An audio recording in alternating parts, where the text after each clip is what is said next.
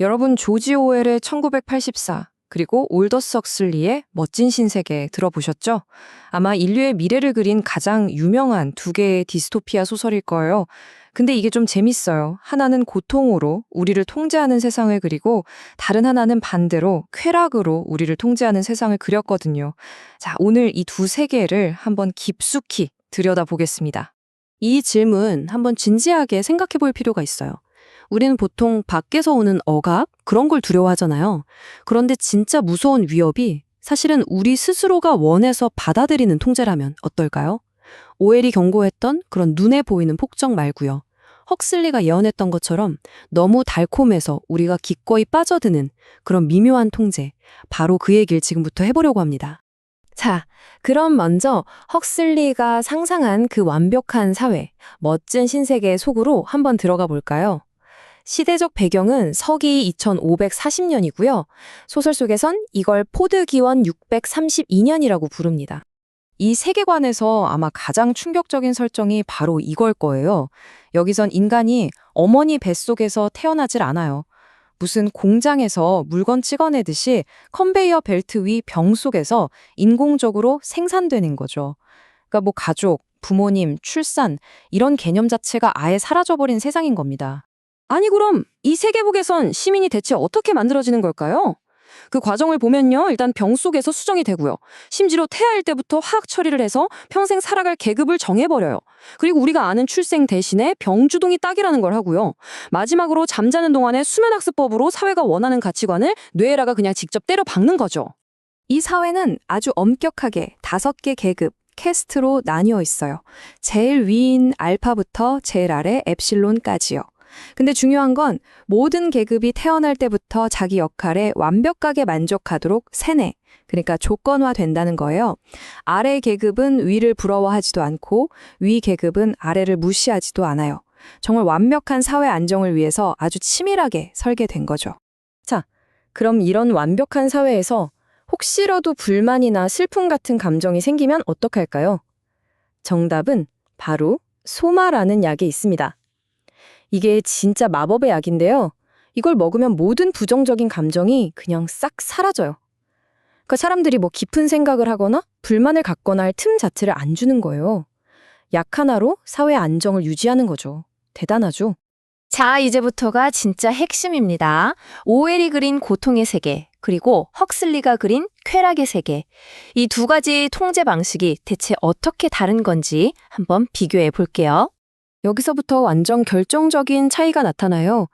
오웰이 두려워했던 건 빅브러더처럼 밖에서 우리를 감시하고 처벌하는 거였잖아요.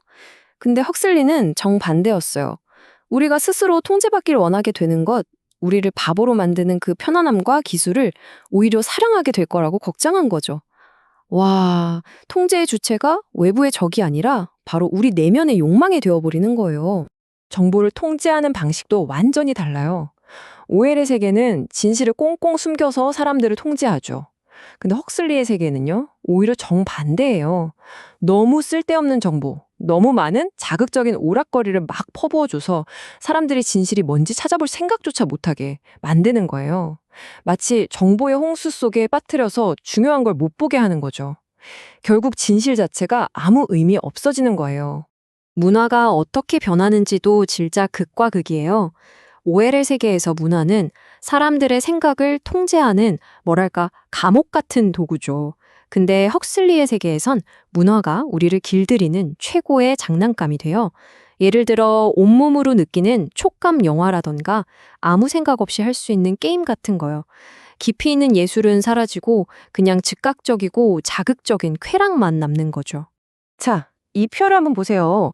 두 디스토피아의 차이가 한눈에 딱 들어오죠? 통제 방식부터가 달라요. 오웰은 고통과 처벌, 헉슬리는 쾌락과 보상. 진실에 접근하는 방식도 보세요. 한쪽은 아예 책을 금지시키는데 다른 쪽은 아무도 책을 읽고 싶어 하지 않게 만들어요. 이게 진짜 무서운 거죠. 그리고 결국 가장 소름 돋는 지점은 바로 이거예요. 오웰은 우리가 미워하는 것이 우리를 망칠 거라고 경고했지만 헉슬리는 우리가 사랑하는 것, 바로 그 편안함과 즐거움이 우리를 망칠 거라고 경고한 겁니다. 어떤 게 더 무서우신가요? 네, 멋진 신세계의 시민들은 모두가 행복하다고 해요. 근데 과연 그럴까요? 정말 그게 행복일까요? 지금부터 이 세계가 말하는 행복이라는 게 도대체 뭔지 그 본질을 한번 파헤쳐 보겠습니다. 소설 속에서 말하는 행복은요, 아주 간단해요. 그냥 생물학적인 거예요. 고통이 없고 즐거운 감각이 있으면 그게 바로 행복이라는 거죠. 그 이상도 그 이하도 없어요. 이건 뭐 약물이나 생화학 기술로 얼마든지 만들어낼 수 있는 그런 상태에 불과한 겁니다. 그런데 이 가짜 같은 완벽한 행복에 그건 행복이 아니야 라고 외치는 인물이 딱 한 명 등장합니다. 바로 야만인 존이죠. 이 사람은 그런 얄팍한 안락함은 필요 없다고 말해요. 대신에 시, 진짜 위험, 자유, 선함, 심지어 죄까지도 포함된 진짜 인간적인 삶을 원한다고 절교하죠. 사실 존의 이런 외침은 니체 같은 철학자들의 생각과도 딱 통하는 부분이 있어요. 살아야 할 이유가 있는 사람은 어떤 상황도 견딜 수 있다. 이 말처럼요.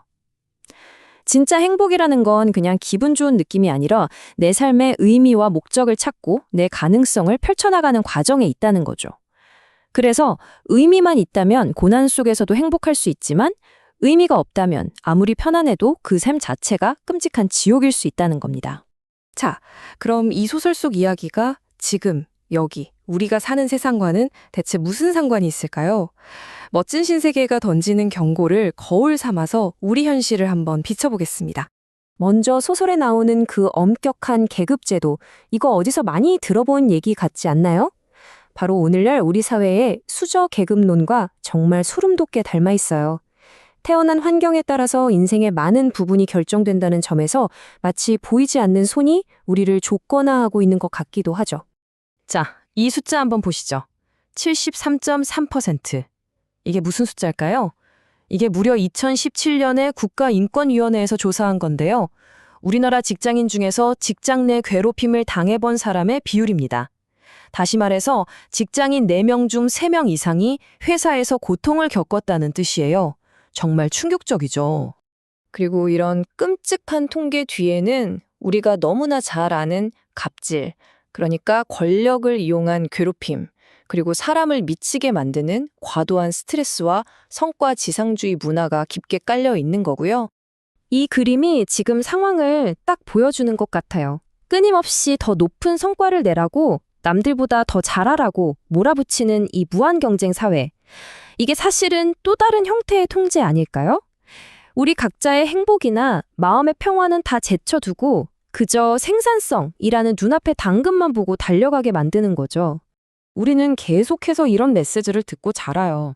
성공해야 행복하다. 좋은 걸 가져야 행복하다. 그렇게 쇠뇌당하는 동안 소셜미디어, 넷플릭스, 쇼핑 같은 현대판 소마가 우리를 더 깊은 문제들로부터 멀어지게 만들어요.